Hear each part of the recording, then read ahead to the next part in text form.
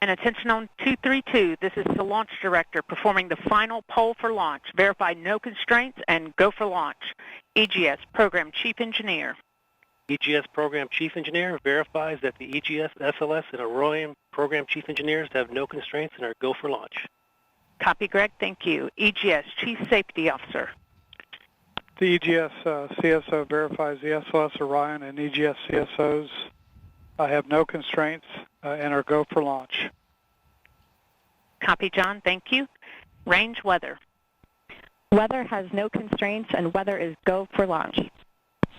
Copy, LWO. And Mission Manager.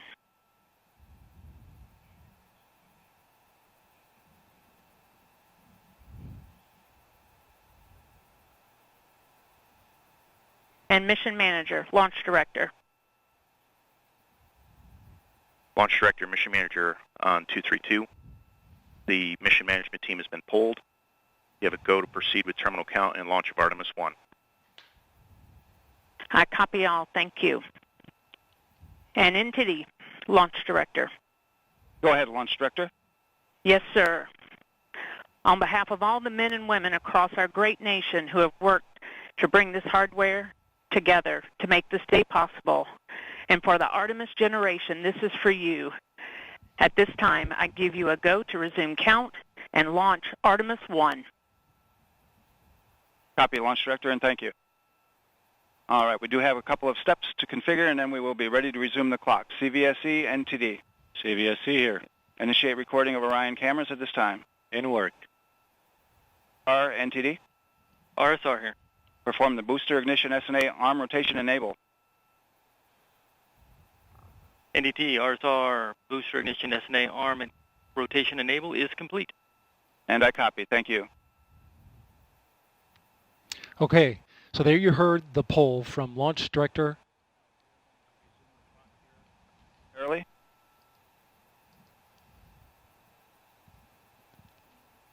Getting ready to get that new T0 time.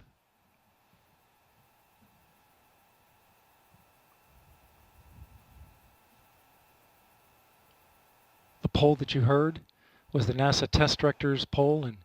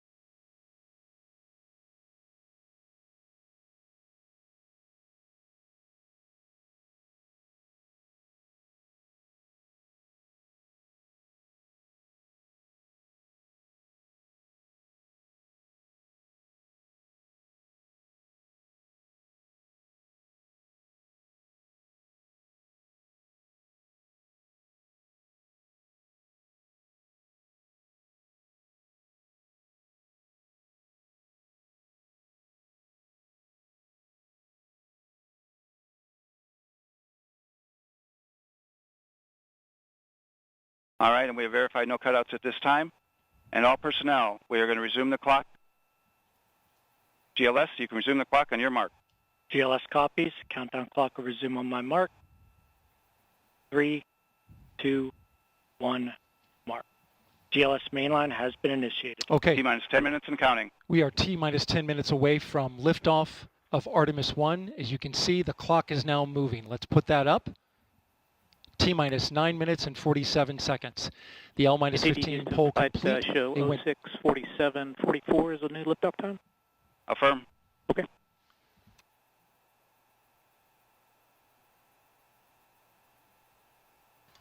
Oh 01:47:44, 1:47 a.m. Eastern Time and 44 seconds.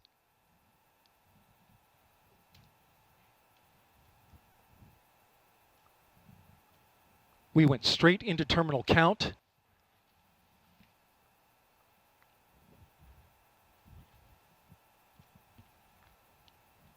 Liftoff now 9 minutes away.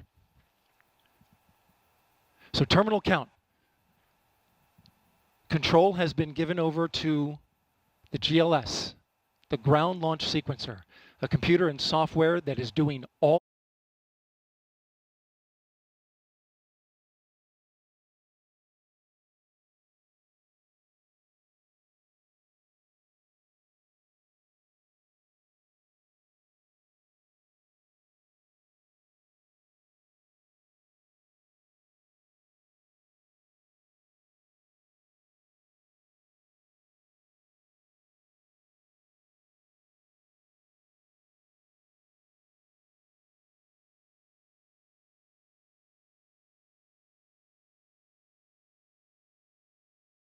of the commanding and monitoring of the Space Launch System.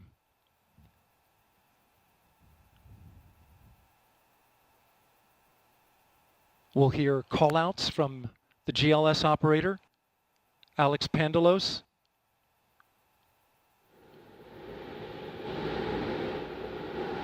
As well as NASA Test Director Jeff Spaulding. GLS is pre-tensioning the umbilicals at this very moment.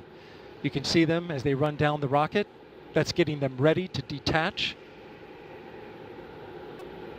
At liftoff, those arms will swing away. We'll let go of the rocket in a clockwise direction.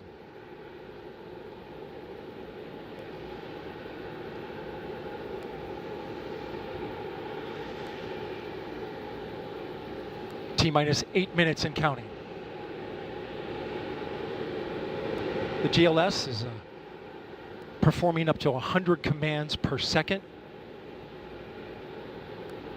including configuring ground systems for power transfer to the rocket. GLS is turning on cameras, recording video inside and outside the crew module to collect data for engineers. Purging the aft skirt booster with high flow nitrogen. Clear out any hydrogen gas that may be there.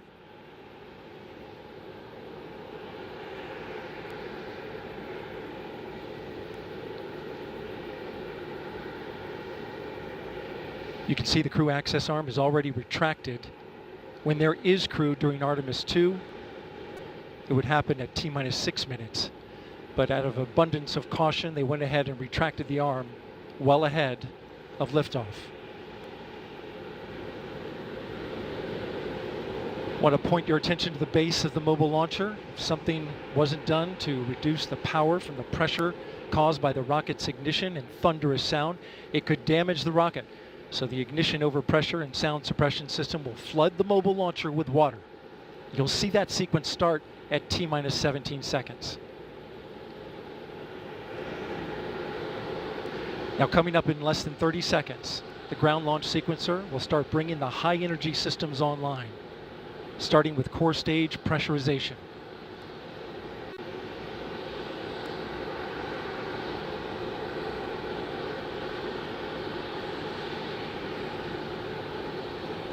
Firing room 1 is completely silent as they listen for the next call. GLS is go for core stage tank pressurization. The core stage tank is now pressurizing to flight levels. The replenish valve to the liquid hydrogen tank now closing. The liquid oxygen tank will come a little later. Now we're arming the Orion ascent pyros and transfer to internal power.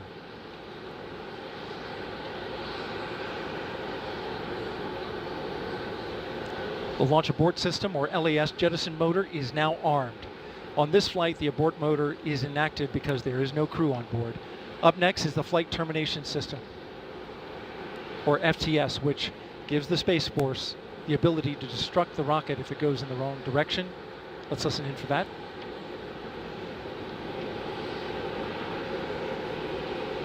GLS is go for FTS arm. The flight termination system is now armed. Coming up at 4 minutes and 40 seconds, a big moment. This is where the RS-25 engines and their bleed go to high flow. It's been a little tricky to dial in. GLS is go for LH2 high flow bleed check.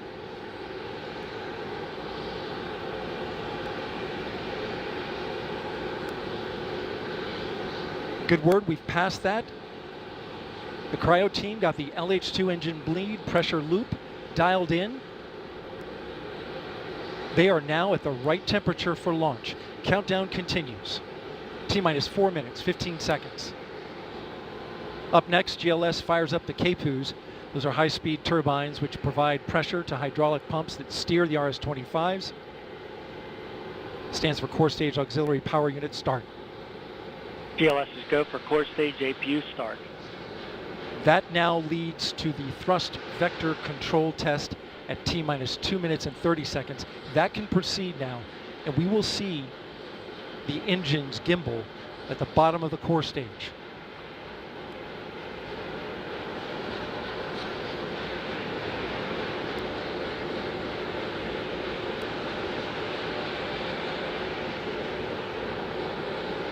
At T-minus 3 minutes and 10 seconds, you will hear the go for purge sequence 4.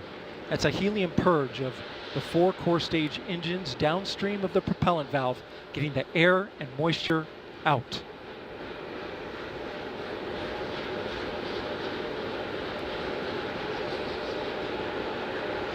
GLS is go for purge sequence 4. And in just a few seconds, GLS will close the core stage LOX vent, liquid oxygen. The white vapor cloud caused from the super cold gaseous oxygen condensing the water in the atmosphere will disappear. You see it coming out there now.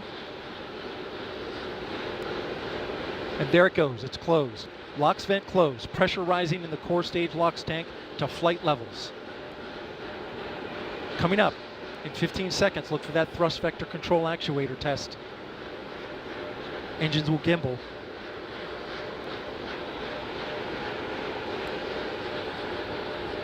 And there they go. The 4 core stage RS-25 engines gimbaling around, testing the ability to steer the rocket into space. Performance. Each RS-25 throwing down 500,000 pounds of thrust. All 4, 2 million pounds. All together with the boosters, 8.8 million pounds of thrust. GLS is go for upper stage to internal power. Now the upper stage has gone to internal power. So power is removed from the rocket's upper stage, the ICPS, and it's been switched to battery power. The same milestone is coming up for the core stage at T-minus 1 minute and 30 seconds.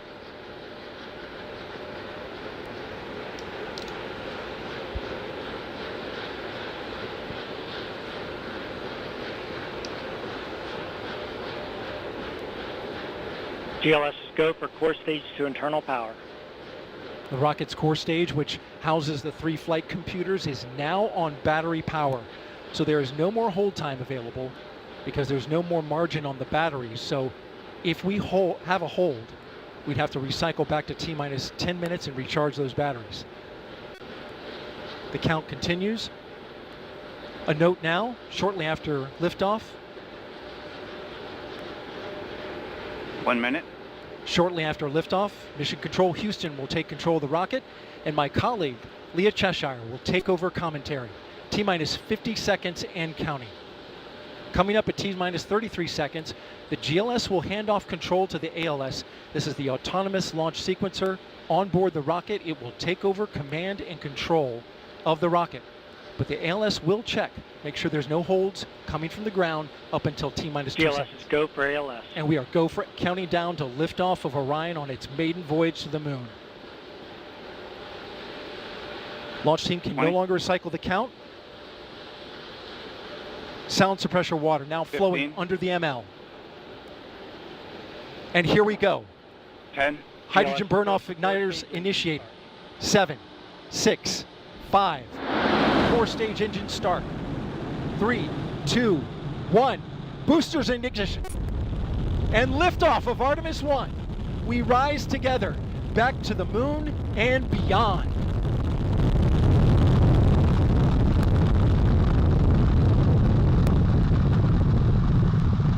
All 4 RS-25 engines on the core stage and 2 solid rocket boosters now propelling the vehicle at 128 miles per hour.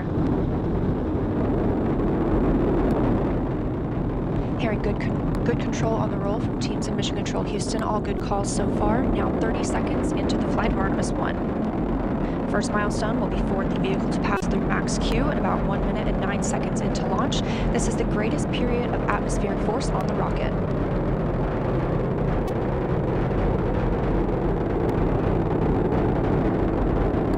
SLS now traveling 607 miles per hour.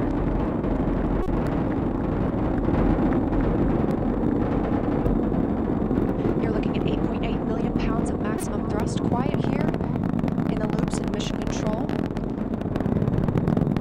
The 4 core stage engines throttling down ahead of passing through max Q.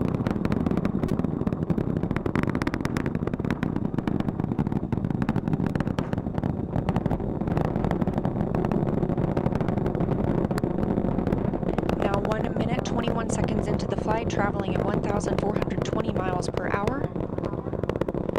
The 4 core stage engines are back at maximum thrust. The next major milestone will be for the solid rocket boosters to cut off and jettison at about 2 minutes and 11 seconds into the flight, so about 30 seconds from now. Again, quiet here in Mission Control Houston as teams continue monitoring the flight of Artemis 1. We're now 16 miles downrange from the launch pad at Kennedy Space Center, traveling over 2,800 miles per hour.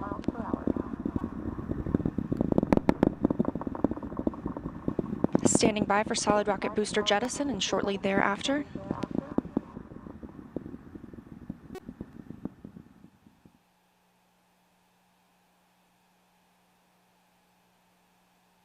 Confirmation that the solid rocket boosters have separated these 177-foot boosters.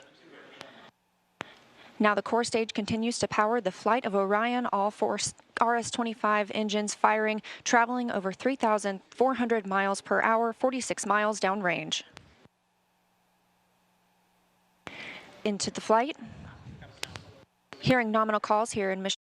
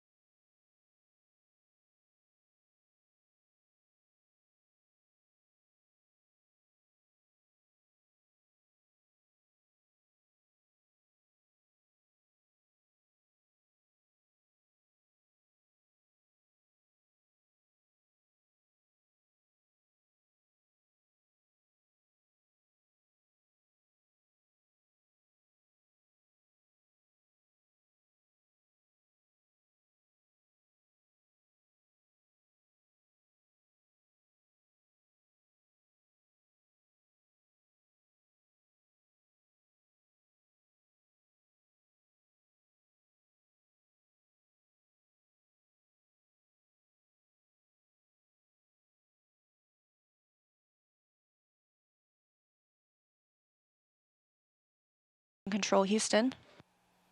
We've still got 4 good engines on the core stage. Next up, we'll be looking for the service module fairing to separate. This is 3 15 by 15 foot fairing panels, providing structural support, protecting the service module. Those will separate at about 3 minutes and 11 seconds into flight, and very shortly thereafter will be followed by the launch abort system separation.